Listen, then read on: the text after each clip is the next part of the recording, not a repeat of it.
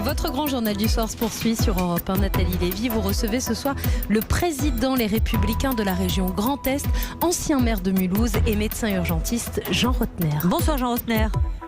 Bonsoir Nathalie Lévy. Merci beaucoup d'être sur Europe 1 ce soir en direct à mes côtés. Alors on parle désormais de 70 cas avérés ou suspicions, écoles fermées dans la foulée, des cas de Covid-19 bien sûr recensés dans les 40 000 écoles primaires et maternelles réouvertes en France depuis une semaine. Par conséquent, fermeture immédiate ou presque. Sommes-nous allés trop vite en besogne, Jean Rottner ?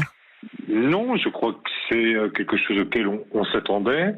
C'est la politique en tout cas de protection, de tests et d'isolement telle qu'elle a été annoncée par le Premier ministre. La question aujourd'hui, c'est de savoir si dans le temps, on va avoir la possibilité de tester autant de clusters qui se développent petit à petit. La question est vraiment là. Sommes-nous à ce jour suffisamment organisés ? J'ose espérer que oui. Je vois, en tout cas dans ma région, les 2 clusters qui viennent de reprendre. Il y a effectivement un cluster scolaire.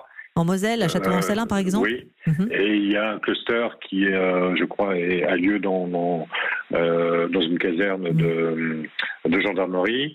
Tout cela nécessite effectivement une enquête approfondie, d'être testé, d'être isolé. Donc pas d'affolement, mais une attention en tout cas particulière qui doit être là. On ferme la structure, on isole on attend 14 jours. Mais c'est ça, alors Jean Rottner, ça va être un va-et-vient comme ça peut être un va-et-vient constant jusqu'à la date des vacances scolaires, les grandes vacances, des écoles ouvertes pour 8 jours, et puis refermées pour 14 jours, et puis rouvertes encore sans avoir de certitude finalement, parce que là on n'avait pas de certitude sur l'enseignant qui a été typiquement à Château-en-Salins testé positif. En attendant, difficultés pour les parents, de nouveau prise en charge des enfants, etc. Est-ce que le jeu en vaut vraiment la chandelle au fond ? Vous savez, je souriais parce qu'on me pose souvent la question, est-ce que vous allez ouvrir les lycées ?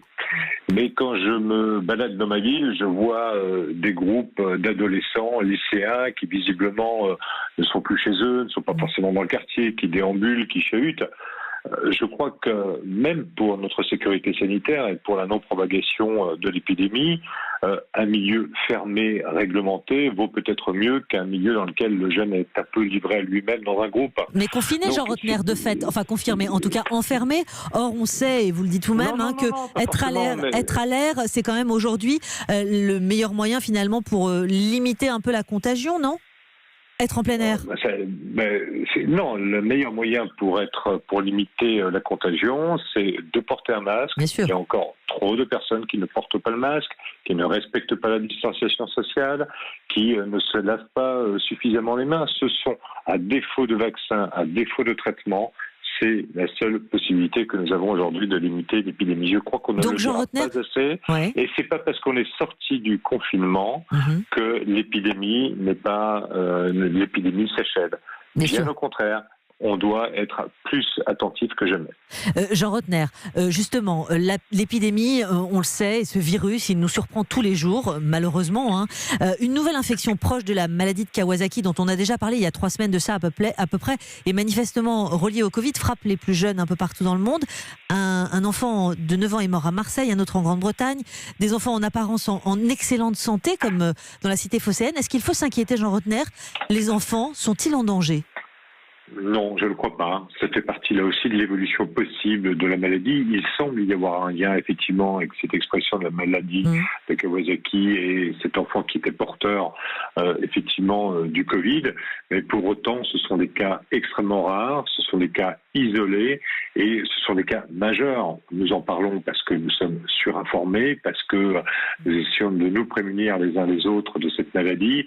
Que dans ce cadre-là, c'est un cas en plus extrêmement dramatique qui se solde par le décès de cet enfant. Donc, je crois qu'il n'y a pas... La maison ne brûle pas, mais encore une fois, aujourd'hui, avec la connaissance médicale et la circulation de l'information, il y a parfois aussi de la démesure, mais il faut garder, encore une fois, moi je le répète, beaucoup de prudence face à cela. C'est pour ça que je pèse aussi un peu entre la zone rouge et la zone verte. Oui, je sais, on va y venir. La zone rouge, ce sont des indicateurs, mais il y a autant de dangers potentiels aujourd'hui dans une circulation de virus, dans une zone verte, que dans une zone rouge, si nous ne faisons pas attention. Alors justement, et je sais que vous êtes très attentif et pour cause à cette situation, vous en appelez, Jean Rottner, vous, parce que vous êtes à la frontière précisément, Vous en appelez-vous à une réouverture de la frontière franco-allemande le plus tôt possible. La date est fixée, on le sait, au 15 juin. On a entendu Emmanuel Macron aux côtés d'Angela Merkel un peu plus tôt. Pourquoi cette urgence, Jean Rottner ? Mais parce que pour nous, vous savez, c'est pas une frontière, c'est un espace de vie quotidien. C'est un espace de coopération européen du quotidien. On ne voit plus la frontière. Et là, tout d'un coup, hop, la frontière réapparaît. Moi, je suis très heureux de l'annonce qui vient d'être faite d'un plan de relance franco-allemand de 500 milliards. Pourquoi ? Parce qu'il va être moteur, parce que l'Allemagne accepte quelque part un nouveau jeu dans les dettes européennes des pays européens. Donc c'est essentiel, ça va avoir un effet absolument positif par rapport à la politique européenne du plan de relance. Ça, c'est essentiel. Mais la fermeture de la frontière, c'est antinomique alors ? Et voilà, c'est antinomique. Et donc, c'est vrai qu'on lutte. Mais du côté belge également, du côté luxembourgeois, ça s'est très bien passé, sans incident particulier. Les frontières étaient ouvertes. Mais les raisons sanitaires, Jean Rottner, les raisons sanitaires, elles n'ont plus lieu d'être ? Mais elles ont lieu d'être des deux côtés, et c'est pas en fermant forcément la frontière qu'on va fermer là aussi la possibilité d'avoir des échanges. Les travailleurs frontaliers étaient toujours là, les marchandises passaient toujours, mais essayons de raisonner par bassin de vie, par bassin européen.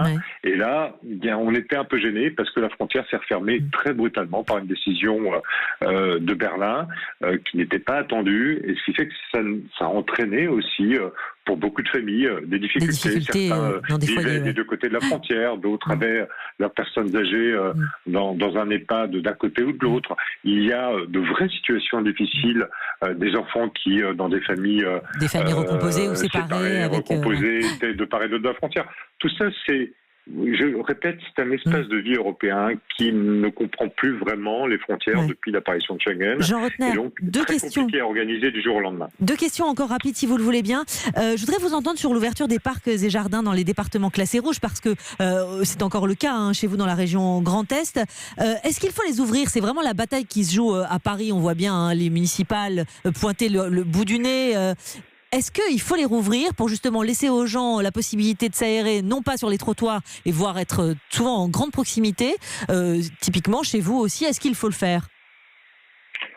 C'est une question, c'est vrai qu'on peut se poser, qu'on doit se poser. Il y a peut-être de la modulation à avoir là-dessus entre une campagne qui est ouverte à tout le monde, des forêts qui sont ouvertes à tout le monde en dehors des villes, des plages, et des espaces publics à l'intérieur des villes. Mais là, vous savez, si les gens ont une attitude responsable et citoyenne, ça ne devrait pas poser de problème. Malheureusement, parfois, on est face à des comportements qui sont des comportements irrationnels, qui sont des comportements loin, justement, de ce comportement citoyen. C'est ce qu'il faut regretter, ce qui fait que mais il y a plein d'esplanades, Jean Rottner. Il y a plein d'esplanades aujourd'hui, par exemple à Paris, zone rouge encore, l'esplanade des Invalides, où on est en libre accès sur le gazon. Tout à fait. C'est peut-être une décision qui va évoluer. Vous savez, dans cette maladie, face à cette épidémie, eh bien, petit à petit, les attitudes ont changé. On a appris à la connaître tout simplement et à prendre des décisions qui font preuve aussi, je crois, à un moment donné, d'un raisonnement et d'une simplement de protection qui s'impose. Merci beaucoup. Merci en tout cas Jean Rottner d'avoir répondu ce soir à mes questions. Président Les Républicains de la région Grand Est, médecin urgentiste. Merci à vous.